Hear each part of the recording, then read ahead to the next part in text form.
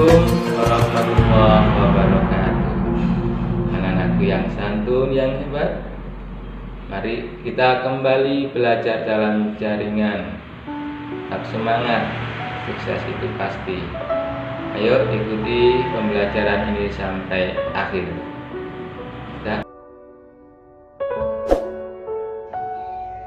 Bab 1. Perjuangan Nabi Muhammad dalam membangun ekonomi dan perdagangan. Materi ini berawal dari hijrah Rasulullah yang terjadi pada hari Jumat 12 Rabiul Awal atau tanggal 24 September tahun 622 Masehi. Rasulullah bersama keluarga dan para sahabatnya hijrah ke Madinah. Selama di Madinah, tinggal bersama keluarga dan para sahabat yang telah meninggalkan kota asalnya di Makkah. Semua harta benda rumah ditinggalkan, sehingga Rasulullah berusaha keras membangun masyarakat Madinah, baik sahabat Ansor maupun sahabat Muhajirin, agar hidup seimbang dunia akhiratnya. Tidak hanya aspek keimanan yang dibangun, tetapi juga kesejahteraan, khususnya bidang ekonomi dan perdagangan.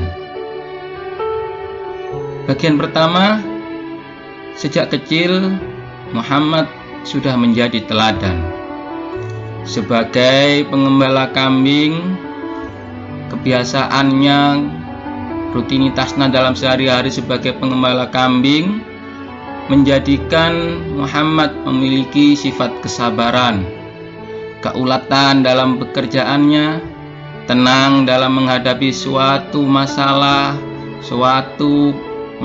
apapun dihadapinya dengan ketenangan, ketabahan ketika mendapat musibah atau kegagalan kecil dalam berusaha, dan penuh tanggung jawab dalam melaksanakan tugas-tugasnya. Sifat-sifat tersebut di kemudian hari sangat bermanfaat dalam melaksanakan tugas sebagai Rasul Allah dan pemimpin umat manusia. Yang kedua, berdagang ke Syam. Berdagang sejak pada usia 12 tahun bersama pamannya Abu Thalib. Selama berdagang bersama pamannya, ada beberapa kejadian aneh dalam berdagang. Di antaranya, dipayungi awan dalam perjalanan, padahal saat itu cuaca panas, di tengah terik matahari, tengah padang pasir, batuan. Yang kedua, barang dagangan Abu Thalib saat itu cepat habis, berbeda ketika tidak bersama Nabi Muhammad. Berikutnya, Abu Thalib merasa tidak tergesa-gesa dalam perjalanan, tetapi cepat sampai tujuan. Dan selain itu, dalam perjalanan berdagang, Nabi Muhammad bersama Abu Thalib bertemu dengan pendeta Nasrani yang bernama Buhairah, menjelaskan kenabian pada diri Nabi Muhammad SAW.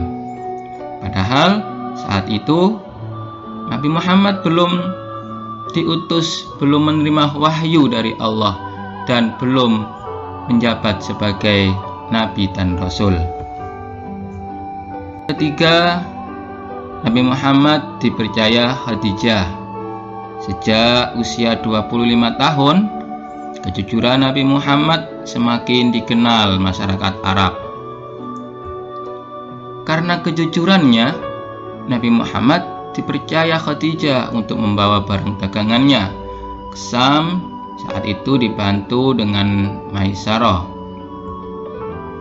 Keluhuran budi pekerti dan berbagai keistimewaan Nabi Muhammad membuat Khadijah kagum, tertarik, dan akhirnya menikah dengan Rasulullah SAW yang saat itu Khadijah berusia 40 tahun.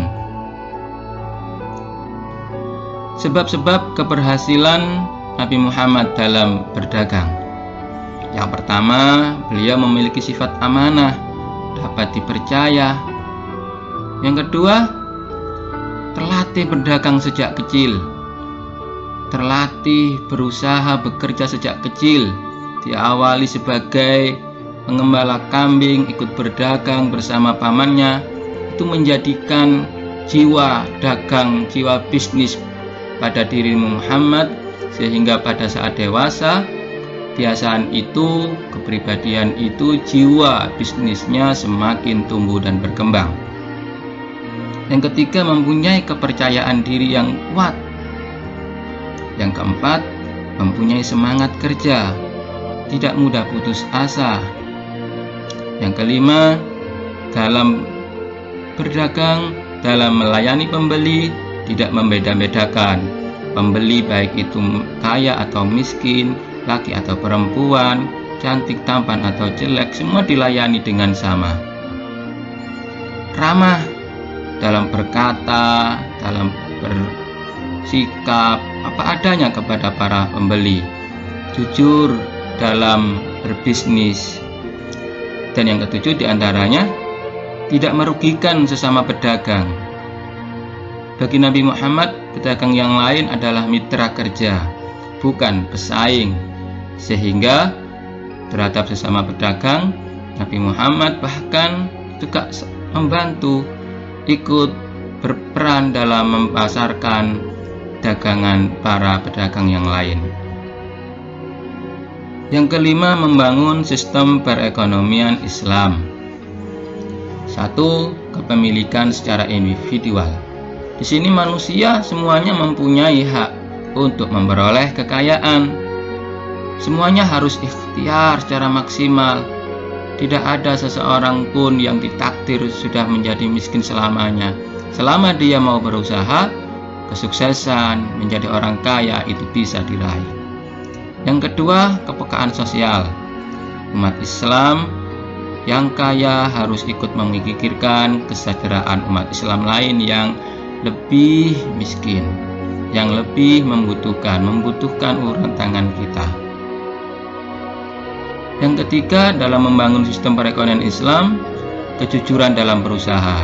Disinilah letak keberhasilan seorang Nabi Muhammad dalam berdagang.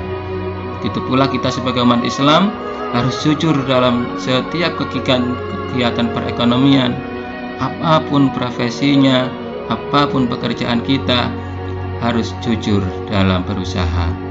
Dan yang keempat, kemandirian dalam ekonomi. Umat Islam harus bekerja keras untuk mencukupi perekonomiannya, tidak menggantungkan diri pada orang lain, dan tidak menjadi beban hidup orang lain. Anak-anakku yang santun yang hebat, demikian pembelajaran sejarah kali ini. Semoga perjalanan hidup Rasulullah dapat menjadi teladan dalam kehidupan kita. Dan saya akhiri dengan salam sebagai doa. Wassalamualaikum warahmatullahi wabarakatuh.